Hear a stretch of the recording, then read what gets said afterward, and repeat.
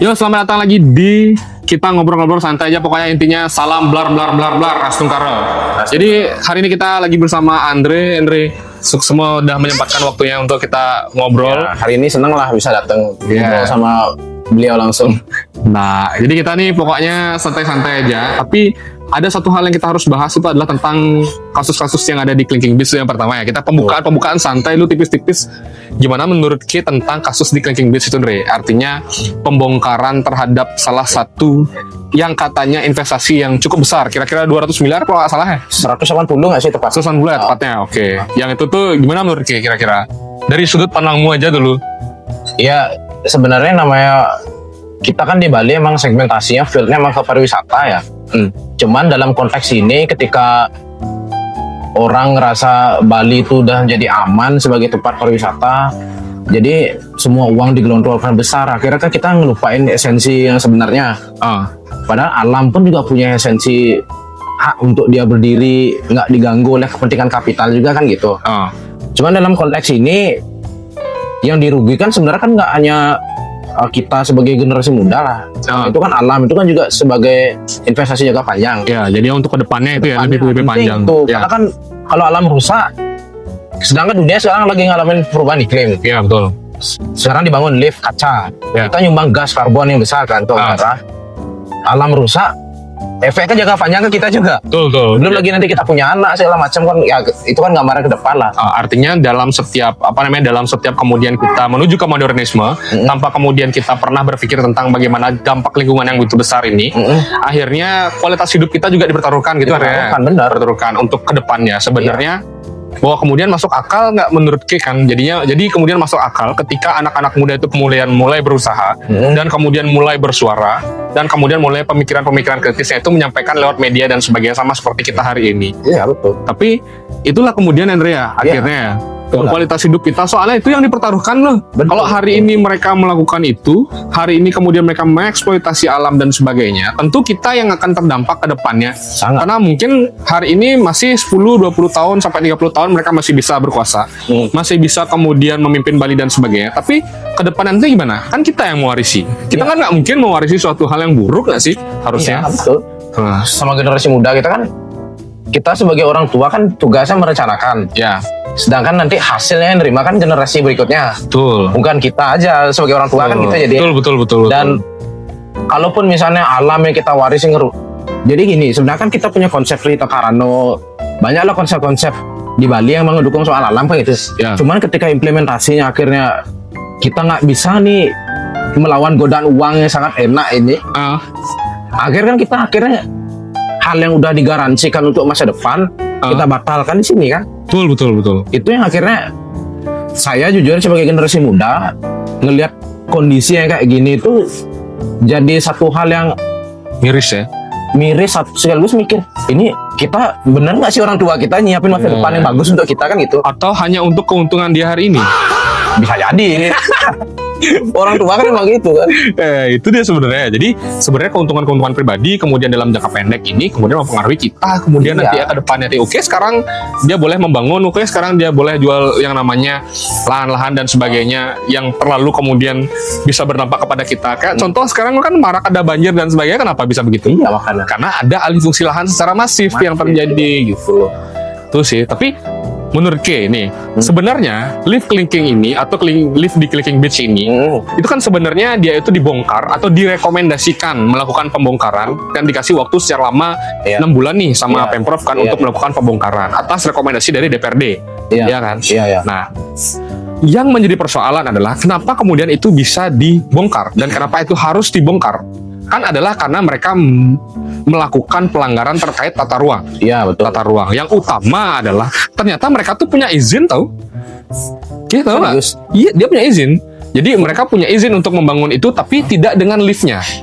Dia hanya punya izin itu untuk membangun entrance gate dan loketnya aja. Gitu loh, izinnya tuh di situ.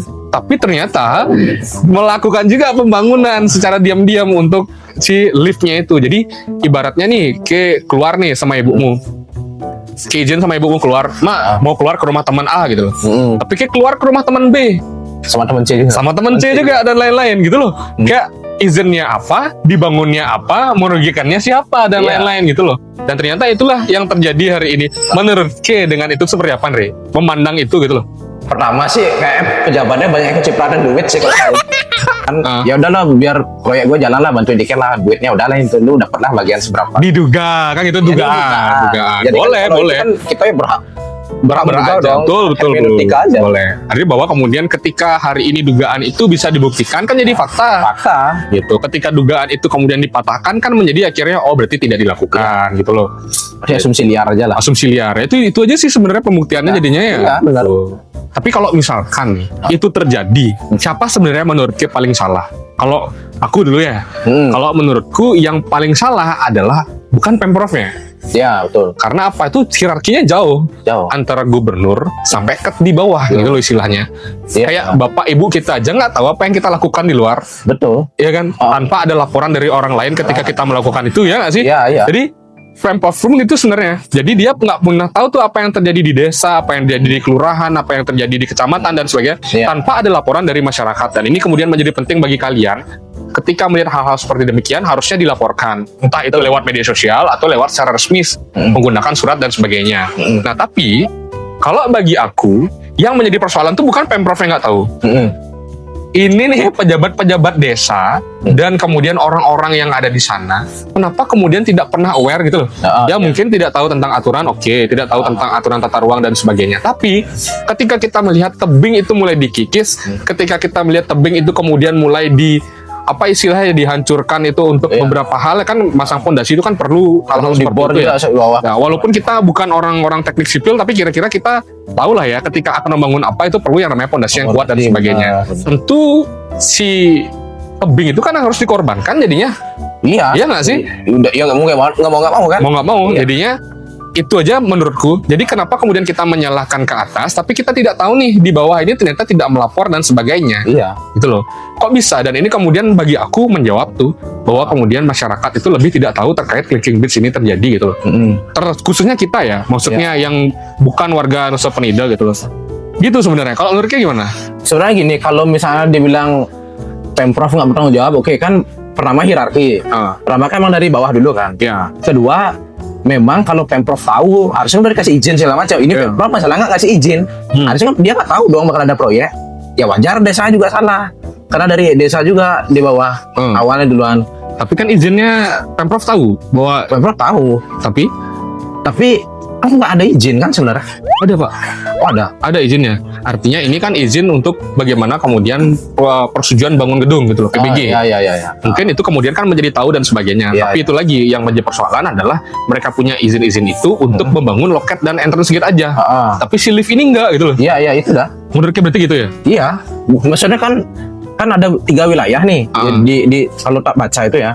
Yang bagian entrance loket itu kan masih boleh. Itu dikasih izin. Kalau yang gate-nya itu sama liftnya kan sebenarnya nggak boleh. Nah, artinya kan ini kenapa sampai bisa lolos itu sebenarnya? Oh iya. Kenapa bisa dikasih? Iya. Berarti kan ada orang lain dong yang punya kepentingan sama ini. Iya, betul. Siapa? Dugaan. Kan siapa lagi dong? Betul ya juga. Kalau misalnya sampai tembus kan pasti ada orang punya kepentingan. Bisa anggaplah siapa orang di desa lah mungkin atau Jawa desa mungkin. Kita nggak tahu kan yang mana-mana kan dugaan. Ya sih ya, kalau dipikir-pikir kayak gitu jadinya. Iya. Kayak tapi gimana ini? Kalau itu terjadi terus-menerus di berbagai tempat yang berbeda dan sebagainya, kan tentu kemudian menjadi konflik. Akhirnya kita di masyarakat berkonflik, akhirnya kita tidak mempercayai gubernur dan sebagainya. Tapi ternyata bukan itu masalahnya. Ada orang pihak ketiga nih yang mempermainkan kita ternyata. Gitu loh. Yang menerima keuntungan, yang kemudian mendapat bagian dan sebagainya, diduga mendapat bagian dan sebagainya. Itu akhirnya mempermainkan kita dengan membuat kita konflik antara pemerintah juga dengan masyarakat gitu loh. Masyarakat tidak percaya sama pemerintah kemudian akhirnya ke masyarakat juga tidak transparan, tidak bisa berkomunikasi dan sebagainya. Jadi kan bingung gitu, sama-sama bingung ya dia. Tapi jangan lupa orang-orang kaya itu karena uangnya banyak, dia bisa mengorganisir orang kecil buat ngelawan pemerintah. No, itu Shit. biasa di negara lain juga banyak kan gitu.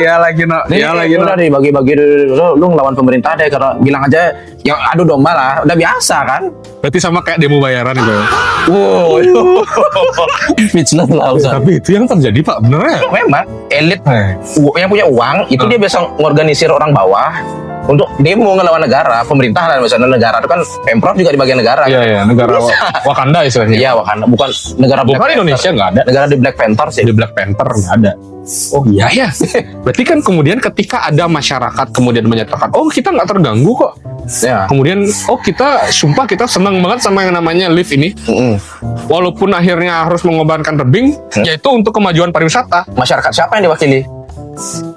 Shit. Ya lagi. Enggak, kalau enggak. Ya lagi gila. Gini, orang-orang Bali itu dia kan orang nggak enakan sama alam, jadi ngerusak pun mereka nggak mau sebenarnya. Dengan kita punya konsep Trihita Karana itu tadi. Ya. Cuman kalau ada orang yang ngaku sebagai perwakilan masyarakat, setuju itu siapa? Orang siapa? Masyarakat siapa yang diwakili? Berarti otomatis dia tidak mengamalkan yang namanya ajaran Trihita Karana. Atau dia bisa menjadi bagian dari elit yang punya uang tadi. Ya juga sih. Masuk akal, masuk akal. Masuk akal kan? Masuk akal, ya, ya, ya. Bisa kan? Apapun bisa terjadi. Apapun bisa terjadi.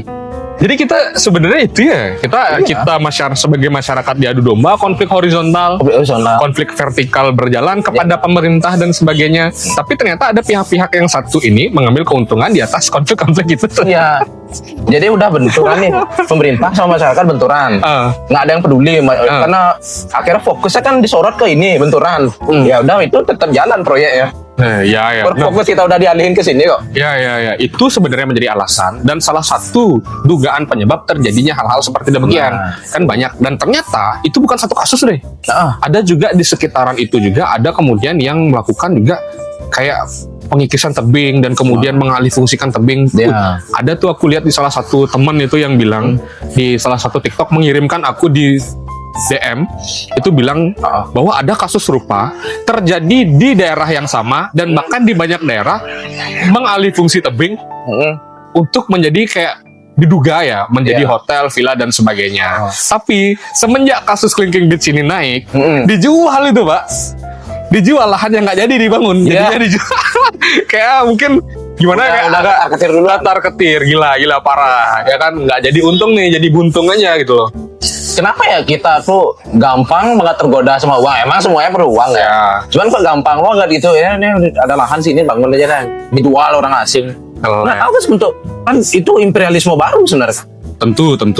Jadi ibarat kata kalau di zaman dahulu tuh ada yang namanya londo ireng. Londo ireng ini kan tetap ada ternyata ya. Masih ada jadinya nih, sekedar informasi yang dimaksud londo ireng itu adalah bagaimana kemudian orang-orang kita pribumi tapi memihak kepada Belanda dulu. Gitu loh, memihak kepada Belanda, dan itu yang kemudian di bagian beberapa tempat itu dinamakan londo ireng dan membantu dan melawan para pejuang kita kemudiannya nantinya, dan kemudian menciptakan konflik di masyarakat dan sebagainya. Itu ternyata ada sampai hari ini. Masih ada sekarang londo investor. Londo kan dia dekatnya ke investor kan. Oh iya, londo investor ya tuh. Jadi masuk akal kemudian kenapa Bung Karno bilang bahwa perjuanganku akan lebih mudah karena melawan penjajah waktu itu. Perjuanganmu akan lebih sulit melawan bangsa sendiri yang hari ini juga berinvestasi. Jadi the real ngelawan bangsa sendiri. Ya.